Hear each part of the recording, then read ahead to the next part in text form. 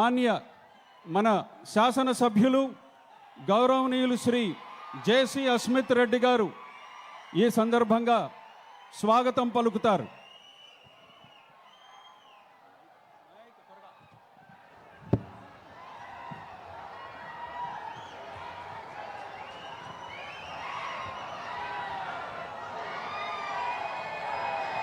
వేదికను అలంకరించిన పెద్దలకు, నా ముందున్న నా ప్రజలకు, అపర భగీరథుడు, ఆపద్బాంధవుడు, బలరాముడైన మన ముఖ్యమంత్రి వర్య శ్రీ నారా చంద్రబాబు నాయుడు గారికి నా వందనం, అభివందనం. ఈరోజు మీ ముందుకు ఏదో స్పీచ్ ఇచ్చేదానికి రాలేదు. నిన్నగాక మొన్న ముఖ్యమంత్రి వర్యులతో నాకు జరిగిన సంఘటన మీతో పంచుకుందామని చెప్పి మీ ముందుకు వచ్చా. గత సంవత్సరంలో అసెంబ్లీ సమావేశాలు జరిగేటప్పుడు ముఖ్యమంత్రి గారి పేషీకి వెళ్ళా. నేను అక్కడికి వెళ్ళి, అయ్యా మా యాడికి కాలువకు, మా ముచ్చుకోట రిజర్వాయర్కి నీటి కేటాయింపులు లేవు, దయ ఉంచి ఒక జియో ఇప్పించండి అని చెప్పి ముఖ్యమంత్రి వారి దగ్గరికి వెళ్ళా.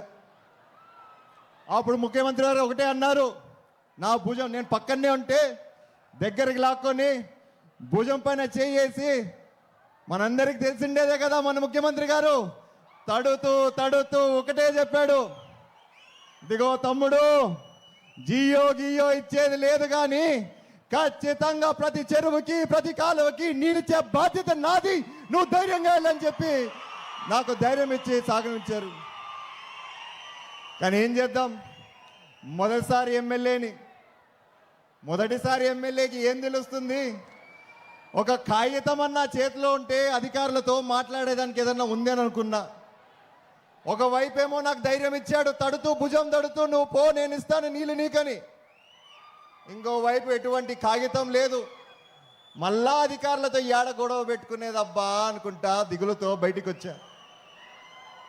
మీరు నమ్ముతారో నమ్మరో, ఖచ్చితంగా తాడిపత్రిలో ఆ సమావేశాలు అయిపోయే లోపల, తిరిగి వచ్చే లోపల ఫోన్లు రింగ్ అయినా ఎక్కడి నుంచి వచ్చాయంటే అధికారుల నుంచి ఫోన్లు వచ్చాయి. సార్, సీఎం ఆఫీస్ నుంచి మాకు వచ్చింది, ఆదేశాలు వచ్చాయి, ప్రతి చెరువు ప్రతి కాలువ నీళ్ళు ఇవ్వాల్సిందే, మన రైతులకి ఎటువంటి బెంగ లేదు ఈసారి అని చెప్పారు. అన్న విధంగానే మనకి నీరు అందించారు. సార్, మీరు నమ్ముతారో నమ్మరో సార్, మా ఊరిలో మామూలుగా డిసెంబర్ నాటికే నీళ్ళు ఉండదు సార్, కానీ ఈసారి మాత్రం ఏప్రిల్ నెలలో కూడా మేము నీళ్ళు ఇచ్చే స్థాయికి వచ్చామంటే మీ దయ సార్, మీ ఆలోచన సార్. ఇంకో విషయం చెప్తా సార్ మీకు, ఆనాటికి భగీరథుడు గంగమ్మని మన నేలపైకి తెచ్చాడో లేదో తెలియదు కానీ సార్, మీరు మాత్రం ఈనాటి భగీరథుడై మాకు నీళ్ళిచ్చి మా దాహర్తు తీర్చారు సార్. అదేవిధంగా కాదు సార్, కష్టాల్లో ఉన్నప్పుడు ఆపద్ బాంధుడై మా కన్నీరు కూడా తుడిచారు సార్. చివరికి రైతు గుండెల్లో ఒక బలరాముడై మిగిలిపోయారు సార్ మీరు. సార్, నీరిచ్చారు, బ్రహ్మాండంగా ఉంది సార్. మాకు చిన్న చిన్న సమస్యలు కూడా ఉన్నాయి సార్, మా కాలువలు ఉన్నాయి సార్. ఆ కాలంలో ఎప్పుడైతే జేసీ దివాకర్ రెడ్డి గారు, మా పెదనాన్న గారు శాసనసభ్యులుగా ఉన్నారో, ఒకవైపు నార్త్ కెనాలు, ఒకవైపు యాడి కెనాలు, మరొక వైపు ఫ్లడ్లో కెనాలు, ఇంకోసారి Pendekal reservoir, Chagal reservoir sir, ఇవన్నీ కట్టించుకున్నాం సార్. ఈ ప్రాజెక్టులంతా ఏమైనాయంటే సార్, మధ్యలో దాదాపు 70% పూర్తయి కేవలం ఒక 30% పూర్తి చేసుకున్నామంటే ఖచ్చితంగా రాబోయే కాలంలో 1,00,000 కాదు సార్, 1,50,000 ఎకరాన్ని నీగిచ్చే సామర్థ్యం మనకుందని చెప్పి మరొకసారి మీ ద్వారా తెలియజేసుకుంటున్నాను సార్. సార్, నీటి వరకైతే మాట్లాడాను సార్. మా యాడికి ప్రజలకి నాళ్ళ నుంచి ఒక కోరిక ఉంది సార్.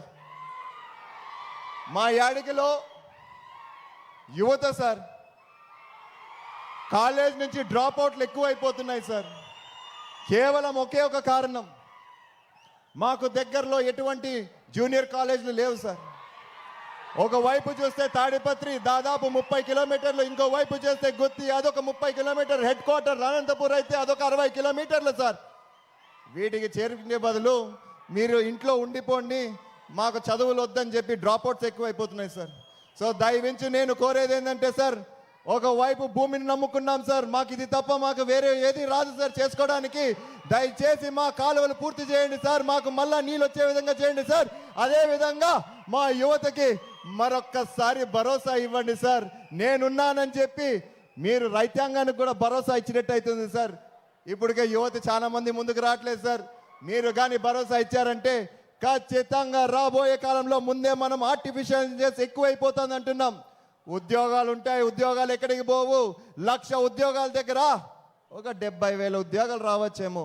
ఈ 30,000 మందికి మనం న్యాయం చేయాలంటే సార్ ఖచ్చితంగా మన కాలువలు పూర్తి చేసుకోవాలా, మన రిజర్వాయర్లు అయిపో చేసుకోవాలా. సో మరొక్కసారి ఈ సభాముఖంగా మిమ్మల్ని కోరేది ఏంటంటే సార్, మాకు నీళ్ళు ఇప్పించండి, మా రైతులు బాగు చూడని చెప్పి కోరుకుంటూ సెలవు తీసుకుంటున్నాను. జై అమరావతి, జై జై అమరావతి. మన గౌరవ శాసనసభ్యులు శ్రీ అస్మిత్ రెడ్డి గారికి కృతజ్ఞతలు చెల్లిస్తూ ఇప్పుడు గౌరవ పార్లమెంటు సభ్యులు గౌరవనీయులు శ్రీ